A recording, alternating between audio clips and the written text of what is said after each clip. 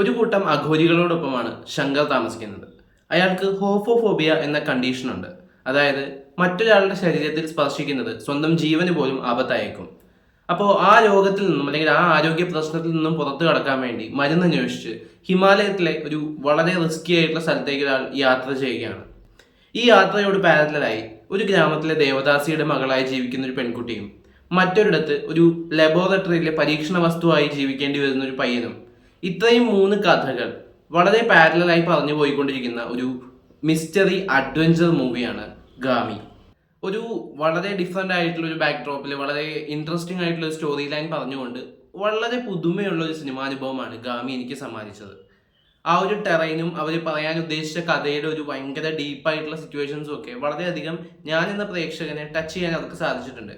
ഒരു അഡ്വഞ്ചർ അല്ലെങ്കിൽ ഒരു വളരെ ത്രില്ലിംഗ് ആയിട്ടുള്ള കുറച്ച് മൊമെന്റ്സും ഒരു മിസ്റ്ററി മൂഡും കാര്യങ്ങളും കൺഫ്യൂഷൻസും ഒക്കെ ബിൽഡ് ചെയ്ത് കൊണ്ടുവരുന്നതിൽ തിരക്കഥ വളരെയധികം നന്നായിട്ടുണ്ടായിരുന്നു.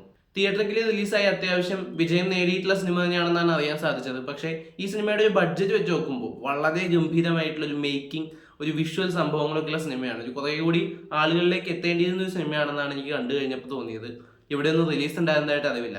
എന്തായാലും പടം OTT റിലീസായിട്ട് വന്നിട്ടുണ്ട്. വിശ്വക്സെന്നും ആ രണ്ട് കുട്ടികളും അടക്കമുള്ള അഭിനേതാക്കളുടെ ഒക്കെ പ്രകടനം വളരെ ഗംഭീരമായിരുന്നു.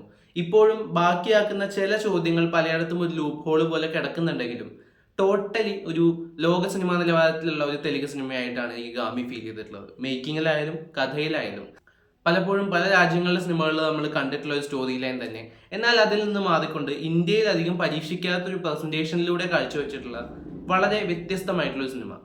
തീർച്ചയായിട്ടും ഒരു തവണ ഒരു വ്യത്യസ്തമായ സിനിമ കാണാൻ താല്പര്യമുള്ളവർക്ക് കണ്ടു നോക്കാനുള്ള വർത്ത് ക്വാളിറ്റി ഗാമിക്കുണ്ട്. സിനിമ കണ്ടവരാണ് നിങ്ങളെങ്കിൽ സിനിമയെക്കുറിച്ചുള്ള അഭിപ്രായങ്ങൾ കമന്റ് ബോക്സ് വഴി രേഖപ്പെടുത്തുക. നമുക്കിനി മറ്റൊരു വീഡിയോയുടെ വീണ്ടും കാണാം. ബൈ.